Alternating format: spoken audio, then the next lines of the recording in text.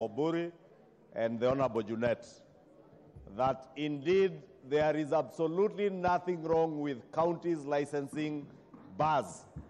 This particular incident in Kirinyaga, Honorable Speaker, and maybe the chair is not aware, already police officers have been arrested and charged in court because they stole exhibits that were being stored in a police station and sold them to the person now who sold this alcohol to people in a bar.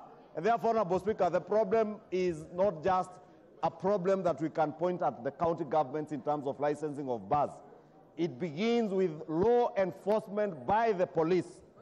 And Honorable Speaker, the chair, as a person oversighting the police, must be emphatic in ensuring that his committee summons the Inspector General of Police to say what they are going to do to ensure that the police indeed do their work in enforcing the law as it is. Secondly, and more importantly, Honorable Speaker, I am hoping that the chair, other than pointing fingers, will take this opportunity through the committee in charge of Interior to now draft a national government level legislation touching on the licensing of manufacturers of alcohol, because that will not be left to the county governments. It is up to us, and that is what I would have wanted to hear the chair speak to, that his committee now will draft legislation that will regulate. How do you even regulate the movement of ethanol and methanol in this country? Because, Honorable Speaker, what we are calling illicit brews are not illicit brews. It is simply ethanol and methanol being mixed with water and being sold to people as alcohol. And that is what our committee in charge of Interior should be working on, legislation that will ensure that we regulate who sells ethanol, how is it sold.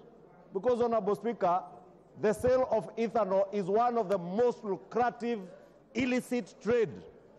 The road between Namanga and Nairobi, Honorable Speaker, the entire corridor is a scene of crime. And the chair should know, from the Namanga border to Nairobi is an entire scene of crime.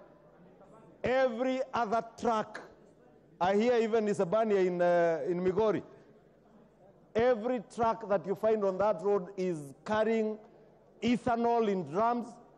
This ethanol is disguised with onions and tomatoes. And the police know, Honorable Speaker, if you want to be the OCPD Kajiado today, you have to know people in Vigilance House here to be deployed in Kajiado, because it is the most lucrative place to be in because of this illicit trade.